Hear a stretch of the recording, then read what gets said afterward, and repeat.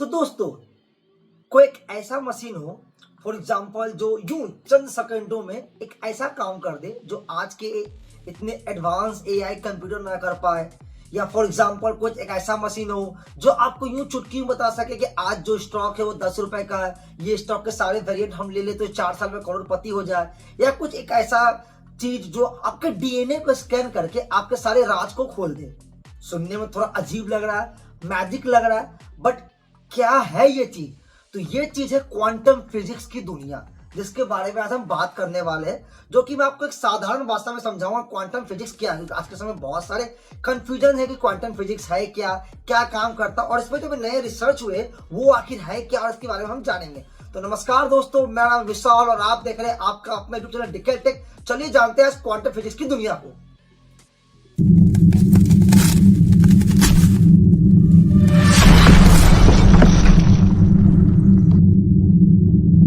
तो दोस्तों, बात करूं क्वांटम फिजिक्स के बारे में, तो ये क्वांटम फिजिक्स में एक नया रिसर्च सामने निकल के आया है जो कि क्वांटम टनलिंग है, जिसमें कि काफी ज्यादा आपको जान के हैरानी हुई काम कैसे करता है। और आपको ये ऐसा लग रहा हो कि ये विशाल क्या बातें कर रहा है, क्या क्या बातें कर रहे हैं, बट जितनी मेरी पढ़ाई है इस क्वांटम फिजिक्स के बारे में, जितना मैंने पढ़ा इस क्वांटम फिजिक्स को, जितना मैंने जाना, उसके बिहाफ पे मैं अपने नॉलेज के अकॉर्डिंग आपको कुछ सिंपल भाषा में समझाऊंगा कि आखिर ये क्वांटम फिजिक्स है क्या, काम कैसे करती है, और इसमें जो रिसर्च किया गया क्वांटम टनलिंग वो आखिर है क्या।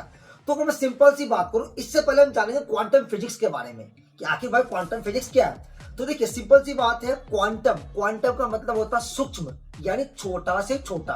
आपको पता होगा, नॉर्मली हम ये जानते हैं कि एटम एक ऐसा चीज है जो सबसे छोटा हमारा सब्सटेंस होता है। बट क्या आपको पता है दोस्तों कि एटम पूरी तरीके से छोटा पार्टिकल भी नहीं है।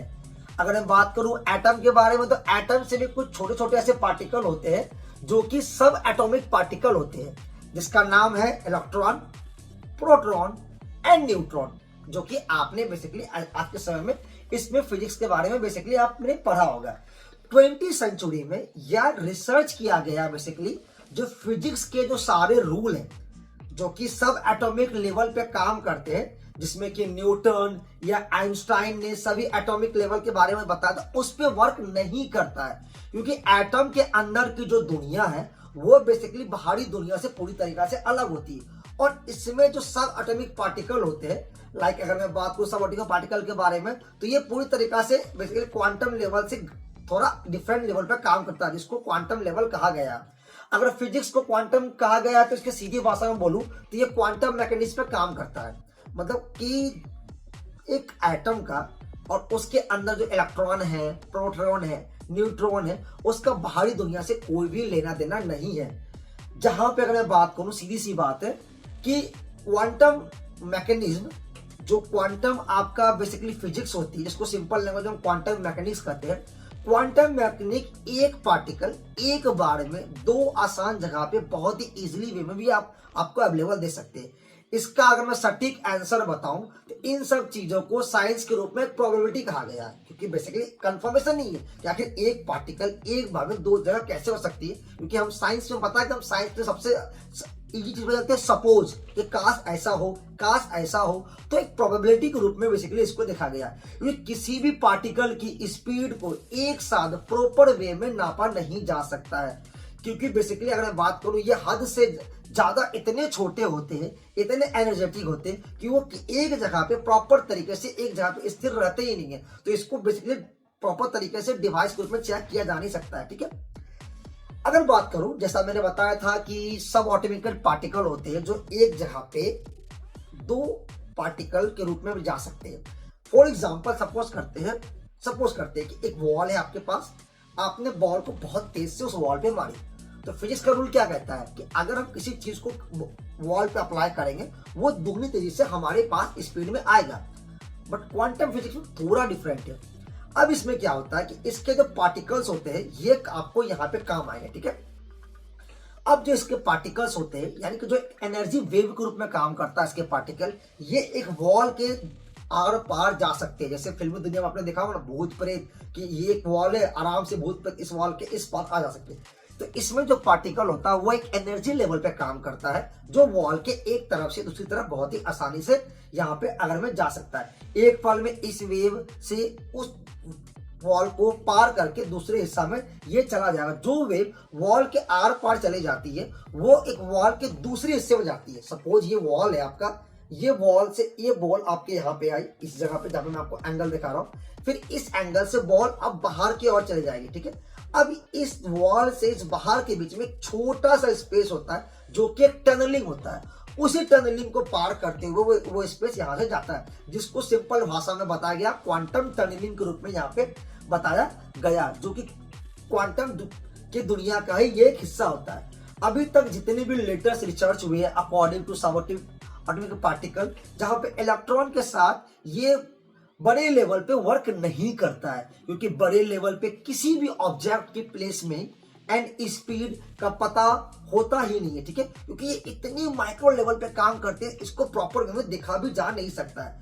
तो एक 3 वैज्ञानिक निकल के आते हैं, क्योंकि पता है साइंस है, साइंस में जब तक हम अपना दिमाग नहीं लगाएंगे कुछ फायदा नहीं होगा। एक 3 वैज्ञानिक है जिनका नाम है John Clarke, Michael H Devoret and John M Martinis ने इसे बड़े लेवल पर रिसर्च किया, और इन तीनों ने इस रिसर्च का नाम दिया है microscopic quantum mechanical tunnelling and energy quantisation electric circuit. सुनने में किसी बड़े से फिल्म सेट का नाम या फैमिली का नाम लग रहा नहीं, ये बेसिकली साइंस की थ्योरी का एक नाम है। इस रिसर्च पे तीनों साइंटिस्ट को नोबेल पुरस्कार लेटेस्ट में दिया गया, जो कि बहुत ट्रेंडिंग में यहाँ पे इजीली चल रहा है। घबराने की बात नहीं, मैं आपको इजी वे में समझाऊंगा कि आखिर ये है क्या, कैसे काम करता है, ताकि आपको चीज समझ में आ सके, ठीक है। सिंपल सी बात को आप यहाँ पे अगर समझिएगा कि कैसे ये बेसिकली काम करता है, जहां पे सब्सटेंस यानी सिंपल लैंग्वेज में समझाऊं तो पदार्थ, ठीक है, पदार्थ 2 तरह के हो सकते हैं, ठीक है, जिसमें करंट आपका फ्लो करता है। सबसे पहले हम यहाँ जानेंगे करंट के बारे में, क्योंकि अगर हम करंट के कॉन्सेप्ट को समझ गए तो हमें ये टनलिंग प्रोसेस भी अच्छे से समझ में आएगा।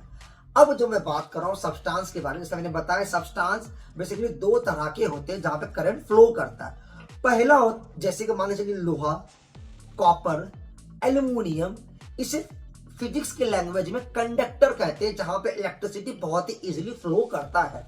बट कुछ ऐसी चीजें होती है जैसे रबर, कोयला, प्लास्टिक, यहां से इलेक्ट्रिसिटी फ्लो नहीं करती है, जिसको इंसुलेटर कहा जाता है। इतना आपने नॉर्मली आज के समय में पढ़ा भी होगा, ठीक है।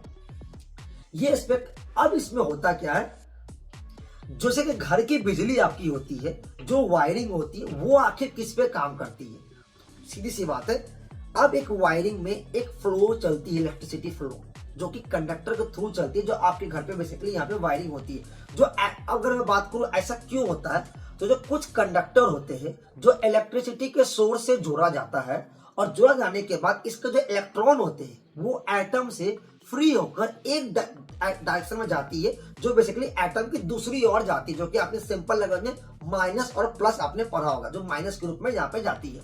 जैसे कि जितनी भी घर की आपकी वायरिंग होती है वो सारी वायरिंग इसी कॉन्सेप्ट पे बेसिकली काम करती है। बट आपने यह गौर किया होगा, कोई भी चीजें जो बिजली से चलती है जैसे फ्रिज, टीवी, फैंस, एक सर्टेन समय के बाद इसमें वायरिंग में गर्म आनी शुरू हो जाती है, तो ये बेसिकली हीट होने लगता है। अब ये करंट का सबसे बड़ा प्रॉब्लम है कि ये बेसिकली कुछ समय के बाद हीट होने लगता है। इसका सबसे बड़ा कारण रेजिस्टेंस, क्योंकि रेजिस्टेंस के कारण ही करंट हीट होती है। तो इसमें क्या होता है बेसिकली कि रियल में कंडक्टर के अंदर चलने वाले जो फ्री इलेक्ट्रॉन्स होते हैं उस कंडक्टर में मौजूद एटम एंड दूसरे फ्री इलेक्ट्रॉन से जाकर टकरा जाते हैं। अब जब ये बार बार टकराएगा तो टकराने से होता क्या है कि ये बेसिकली इसमें घर्षण आने लगता है, जिस कारण ये गर्म होना शुरू हो जाता है। तो इसी कारण ये वायर गर्म होने लगती है, जिसे फिजिक्स की भाषा में रेजिस्टेंस बोला जाता है। सिंपल सी बात है, आपका रेजिस्टेंस जितना कम होगा उतनी इलेक्ट्रिसिटी अच्छी होगी, मस्त होगी, और इतना इलेक्ट्रिसिटी आपका बहुत ही फ्रीली यहाँ से फ्लो करेगा, जो कि सिंपल सी भाषा में आपको मैंने ये समझाया। बट अब आती है इसमें ट्विस्ट की बारी। यहां पे एक सुपर कंडक्टर को लॉन्च किया गया था, ठीक है। अगर मैं बात करूं जो रेजिस्टेंस है, जितना काम कम होगा, जैसा मैंने बताया, करंट आपको उतना ही उसमें फ्लो करेगा। बट इसमें एक सुपर कंडक्टर के बारे में बताया गया जहां पे आपका जो रेजिस्टेंस है वो पूरी तरीके से 0 लेवल पे काम करता है, ठीक है। अब इसमें जो 3 साइंटिस्ट है, जो कि मैंने आपको बताया, John Clarke, Michael H Devoret and John Martinis ने 1984 से 1985 के बीच में एक एक्सपेरिमेंट किया, जो कि एक सुपर कंडक्टर का सर्किट बनाया गया, ठीक है, जहां पे दो सुपर कंडक्टर के बीच में एक पतली सी, अगर मैं बात करूं, इंसुलेटर की परत डाली गई। इसे सिंपल लैंग्वेज में जोसेफ जंक्शन कहते हैं। और इस सिंक में इलेक्ट्रॉन ऐसे फ्लो करता है जैसे कि एक छोटे छोटे इलेक्ट्रॉन नहीं, बल्कि इलेक्ट्रॉन का एक कॉम्बिनेशन है जो पूरे इलेक्ट्रिक में घूम रहे हैं।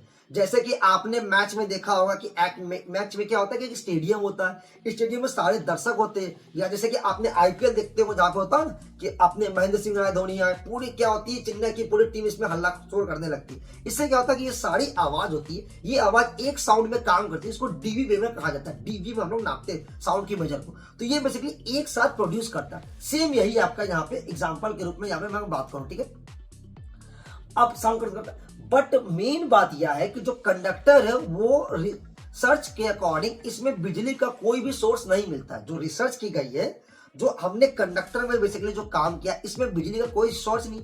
अब बिजली का रिसोर्स नहीं, फिर भी इसके अंदर इलेक्ट्रॉन काम करता है, अगर मैं बात करूं, क्योंकि ये क्वांटम मैकेनिकल टनलिंग के कारण चल रहा है। अब जहां क्वांटम, जैसे मैंने सिंपल समझाया था आपको कि वॉल के आर पार जो स्पेस होती है, उस स्पेस के बीच में एक हिस्सा होता है, उसको टनलिंग बोलते हैं। उसी टनलिंग के कारण बेसिकली यहाँ पे चलने लगता है। इसलिए बिना बिजली के सोर्स के भी इंसुलेटर के बैरियर को पार करके करंट फ्लो करता है, और इसमें वोल्टेज भी बनता है, जिसका बेसिकली आप इस्तेमाल भी कर सकते हैं। और इस पूरे सिस्टम को क्वांटम मैकेनिक्स की वजह से काम करना पड़ता है, क्योंकि सर्किट काम कर सकते हैं, इसके लिए प्रॉपर एनर्जी नहीं दी गई है। बट क्वांटम टनलिंग से यह चलता है, और अगर स्टार्टिंग से लेकर लास्ट तक इसे microscopic quantum mechanical tunnelling and energy quantisation कहते हैं। इससे सबसे बड़ी बात यह है कि इसका साइज इतना बड़ा हो सकता है कि आप बेसिकली इसे माइक्रो लेवल, हम क्या समझते हैं कि नॉर्मली एक एटम्स का साइज, एक इलेक्ट्रॉन्स का साइज एक माइक्रो लेवल पे होता है, बट इसका साइज इतना बड़ा होता है कि इसे माइक्रो लेवल पे एक हाथ के वैल्यू में भी रख सकते हैं। तो इसी रिसर्च को यहाँ पे इन तीनों साइंटिस्ट ने बनाया, और एक नया रिवोल्यूशन यहाँ पे ला के दिया गया, जिसके लिए इनको नोबेल पुरस्कार भी दिया गया। क्वांटम फिजिक्स की सिंपल सी बात करूं तो क्वांटम फिजिक्स की जो दुनिया होती है वो बेसिकली हमारे मेन दुनिया से अलग होती है, जो कि हमारे साइंटिस्ट भी इस पे वर्क कर रहे हैं, और एक ऐसा कंप्यूटर बनाने की सोच कर रहे हैं जो आज के समय में रेवोल्यूशन को पूरी तरीके से बदल के रख दे। जो आज के समय अगर ये बन जाता है तो जितने भी एआई कंप्यूटर सारे या एडवांस हम एआई लेवल पे काम कर रहे हैं, ये सब चीजें को रिकॉर्ड, अगर मैं बात करूं, सारी चीजें का यहाँ पे रिकॉर्ड बहुत ही आसानी से यहाँ पे तोड़ देगा। तो आई होप आपको ये छोटी सी जानकारी समझ में आई होगी कि क्वांटम फिजिक्स के बारे में ये है क्या, कैसे यह काम करता है, एटम्स क्या है, सब एटॉमिक पार्टिकल्स क्या है, और आखिर जो तीन साइंटिस्ट इनको नोबेल पुरस्कार क्यों दिया गया है। तो आपको इस वीडियो के बारे में कुछ जानना है, कुछ और कमेंट करना, तो आप नीचे कमेंट बॉक्स पे बताएं, और नीचे दिए गए सब्सक्रिप्शन बटन पे क्लिक करके बेल आइकन को दबा लें, ताकि लेटेस्ट वीडियो के लिए आप यहाँ से बने रहे। तब तक मैं उम्मीद करता हूँ आपको ये नॉलेजेबल वीडियो समझ में आया होगा, और इसे आप पसंद भी कर सकेंगे। ज्यादा प्लीज इस वीडियो को ज्यादा से ज्यादा शेयर करें, ताकि बहुत सारे जो पर्सन होते हैं उसको ये बेसिकली प्रॉब्लम आती है, ताकि ये प्रॉब्लम से वो दूर हट सके। तो बने रहिए इस वीडियो में साथ। Thank you so much for watching. Thank you so much, thank you दोस्तों।